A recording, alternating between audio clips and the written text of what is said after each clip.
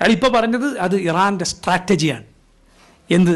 Gulf നാടുകളെ ആക്രമിക്കാൻ ഇറാൻ്റെ സ്ട്രാറ്റജിയാണ്.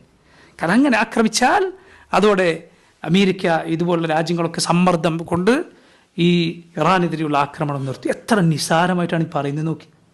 അവനവൻ്റെ വീട്ടിൻ്റെ ജനാലച്ചില്ല ഒരാൾ കല്ലെറിഞ്ഞ് പൊളിച്ചാൽ മനസ്സിലാവും നിർഭയത്വത്തിൻ്റെ വില എന്താണ്. മനസ്സിലായില്ലേ?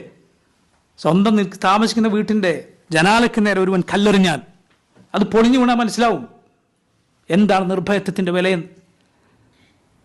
ആളുകൾ സമാധാനത്തോടെ താമസിക്കുമ്പോൾ ജീവിക്കുമ്പോൾ അവിടെ മിസൈലുകൾ വന്ന് വീഴുക. സഹോദരങ്ങൾ, അത് അനുഭവിക്കാത്ത ആളുകൾക്ക് അതിൻ്റെ ഗൗരവം മനസ്സിലാവുകയില്ല.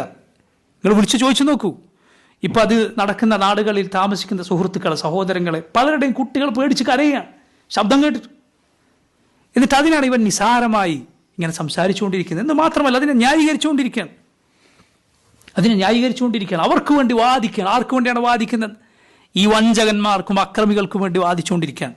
അള്ളാഹു പറഞ്ഞത് വലാ തകുല്ലിൽ ഖായിനീന ഖസീമ, നീ വഞ്ചകന്മാർക്ക് വേണ്ടി വാദിക്കുന്നവരാകരുത് എന്നാണ് റബ്ബ് സുബ്ഹാനഹു വ തആല പറഞ്ഞത്. ഇപ്പോൾ നോക്കൂ, കഅബ ആക്രമിച്ചാൽ യാതൊരു കുഴപ്പമില്ല. കാരണം ഒക്കെ അമേരിക്കയല്ലേ, അതെഴുതിയതൊക്കെ അമേരിക്കയാണെന്നാണ്.